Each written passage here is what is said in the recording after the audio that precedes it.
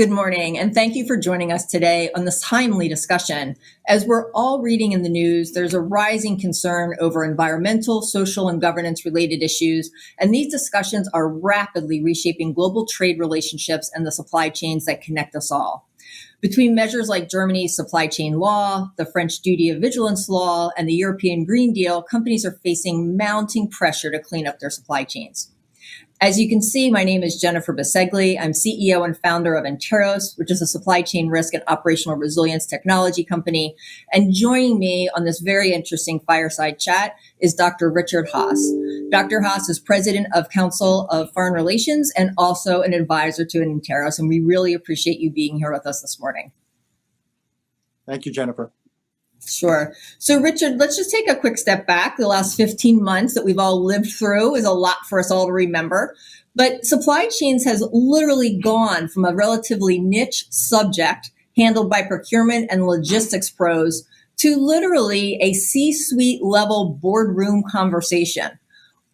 Besides just what we're all reading in the paper again, like what happened and why is now the time for supply chain transparency in a way that never was there before? I think there's a couple of big reasons, and I think you're exactly right. Supply chains have gone from being obscure to central. One is simply COVID, and that's the obvious answer, that so many places that were affected by it, workers couldn't work, products couldn't be produced. So all sorts of companies somewhere along the line were left vulnerable. So that's one thing. Secondly, China. The greater friction between China and the rest of the world, issues of technology, human rights issues associated with China. Suddenly people want to and need to drill down into what's in a supply chain. So there's issues, if you will, of physical disruption. And we talked about COVID. One could add to that everything from earthquakes to tsunamis to nuclear accidents to civil wars. I mean, all that sort of stuff. And now you have increasing political issues. So it's not so much a question of disruption or interference as it is that it's become politically a volatile issue. So one or another constituency now demands to know about what's behind a supply chain. The constituency could be employees, it could be investors, it could be customers and clients. So for any number of reasons, supply chains, rather than just being a quote-unquote logistical issue, have actually become a central political issue. Yeah, I couldn't agree more. And there's a lot of macro aspect. I also think, it became very personal, right? So for the first time, I think all of our mothers actually understand. My mother now knows what I do for a living because, they couldn't get paper towels and toilet paper and cleaning supplies and medical things. And it just became really, really personal. And so you're seeing a large amount of brand and reputational items that are tied in the news to what companies are doing. And then you have the regulators and the lawmakers, in addition to citizens, that are putting increasing pressure on corporate leaders to really ensure that their supply chains conform to more of these environmental and social values. The SEC here in the States, for example, suggested that they might be adding new ESG disclosure requirements. And we're seeing this a lot overseas where you have executives that their compensation's being tied to ESG and what their companies are doing. So do you think that what happened the last 15 months and now that the regulators and the lawmakers are jumping in on it, do you think it's going to really prompt significant change? And if not, what do you think it really takes to really drive that need for transparency? Well, first off, I'm really happy your mom really has figured out what it is you do. Someone who works I've worked in a think tank for years and explained to someone what a think tank is. It's images of tanks are not necessarily helpful. Look, I think you raise an important point. It may be that formal government regulators at the federal level, state level, whatever, begin to set greater standards or frameworks for disclosure. Ultimately, it could also be for reasons, say, of taxation. But I think whether they do or not, if I were in the business world, I'd prepare for it. Just whether it comes, say, in this country from Washington, D.C., whether it comes from Albany, if you happen to live in New York, or from California, or whether it comes again, from a powerful investor, a CalPERS type investor, whether it comes from some group at work, of employee group of ESG that has some real problems, whether it comes from customers who organize a boycott. I think we are way, way, way beyond the point where, again, issues of suppliers could be dealt with simply on a matter of cost or on a matter of dependability. I think now the political dimension of it, whether the politics stem from environmental or climate concerns, whether from forced labor concerns, human trafficking concerns, carbon footprint concerns, whether it's somehow associated with the government. For example, imagine you were doing something now with Belarus, and you had a dependency there. Given the air piracy that just happened recently, people might suddenly raise questions there. I can imagine consumer boycotts over these issues. So I just think that not to understand exactly what is in your supply chain, it's flying blind. And so one has to think of it as, again, as much of a political and economic as you do a logistical matter. And I think that's qualitatively different. And I don't think it goes away, Jennifer. Even when COVID is mercifully behind us, I don't think this goes away. Yeah, I think those are great points. You know, here at Interos, we gave our employees off on Friday for a long holiday weekend. And yet most of us actually still ended up working on Friday because, to your point, we had Belarus. We had SolarWinds that took another swing at a government agency. And, you know, as well as we had some involvement with China that was selling behind a value-added reseller into the United States, into our technology. So it was like there was a 24-hour perfect storm. And to your point, I don't think any of that was really tied to COVID, right? That was just the world we live in right now. So let me ask you, because you touched on a couple of times, you know, the corporate look at this. You know, what's the role of the board? You know, is it an accountability? Is it a conversation? Like, you know, the board isn't just looking at from an audit and a regulatory standpoint, but these are optics, right? For things that are not going to go away very quickly. No, again, it's a fair and it's a necessary question. I mean, think about, you mentioned the word audit. That's what I was where I was going to take it. Years ago, audit was simply financial, as if that weren't enough. But then there's a whole overlay of cyber on top of it, and the question of security and so forth.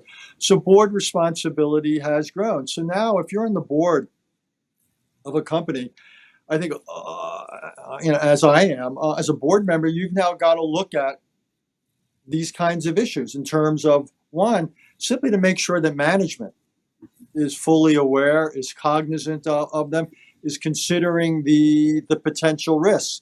Again, the risk could be physical disruption, or it could be political headwinds you could fly into it. As a director, you want to make sure you raise these questions.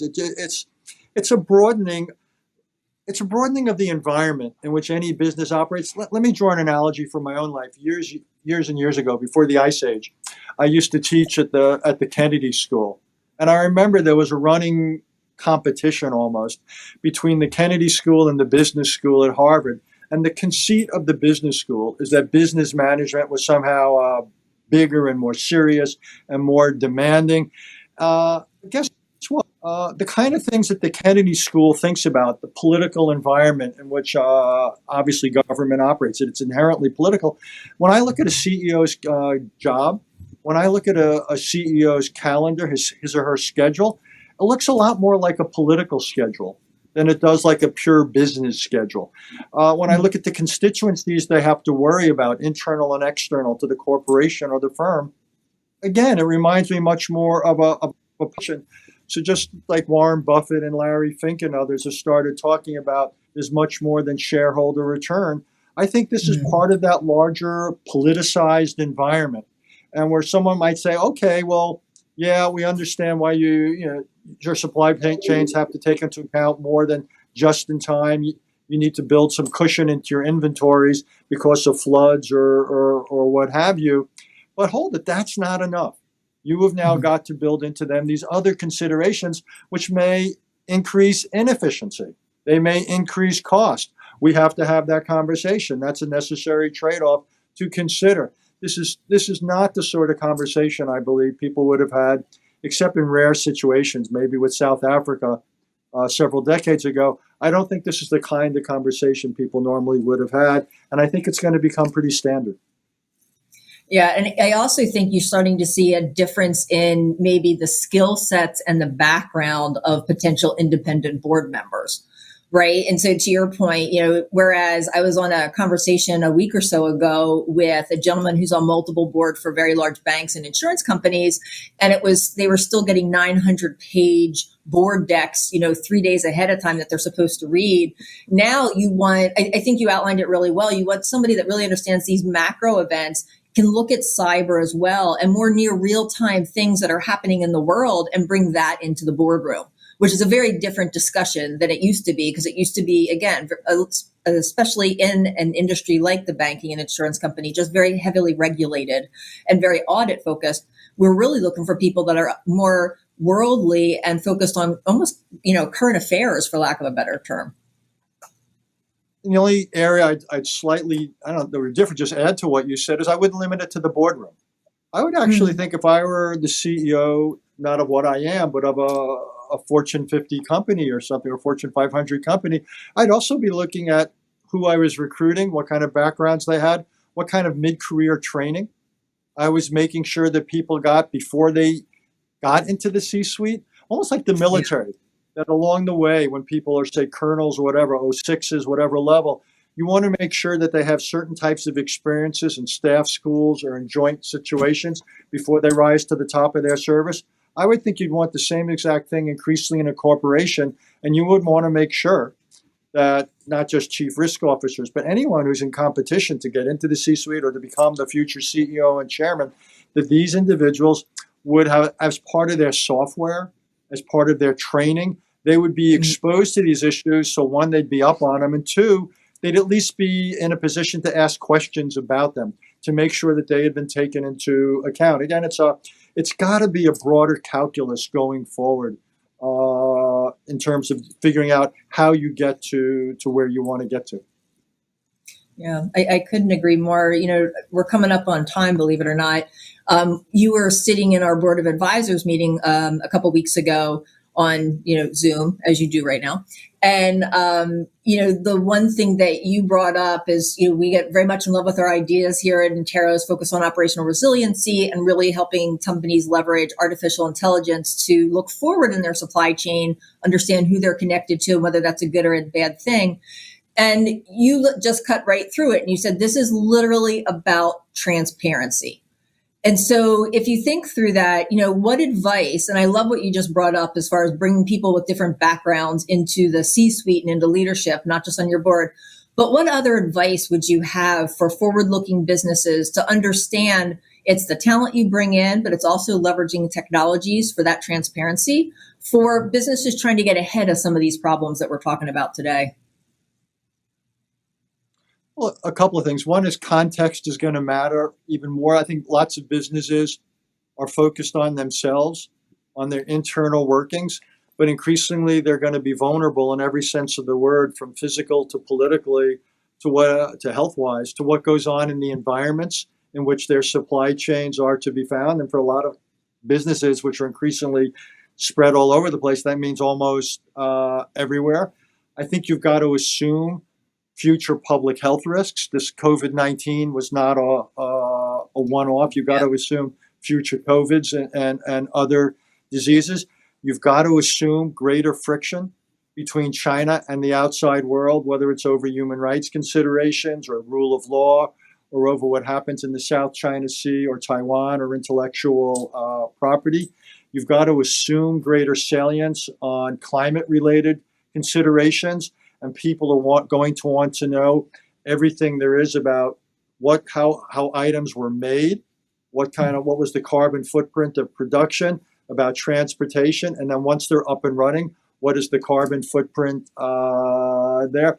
I just think that one has to assume these are all now, for the foreseeable future, going to be people are going to expect to know these things. So if you're on the inside, I think you're going to need either the people or the review mechanisms. You're going to need one way or another. You're going to be able to, you have to put yourself in a position where where you can answer those questions. Yeah, and I couldn't agree more. And again, the joke that we kind of started with is that the consumer is going to expect this. So it's not just the board or the regulators or even the competitors that are making you do this, but it's literally the end user, if you will, the individual that's going to start expecting these things from you. 100%. Just like you have food labels and they tell you ingredients. That either you'll have labeling or with social media, it'll just be out there. So the issue is not simply formal SEC-like or other oversight body regulation or transparency. But I believe, again, whether it's investors, employees, consumers, you name it, they are going to ask certain questions and raise them. And you're going to see some very interesting test cases of it in coming months and years over what's going on in Xinjiang in the context of Olympics and sponsorship.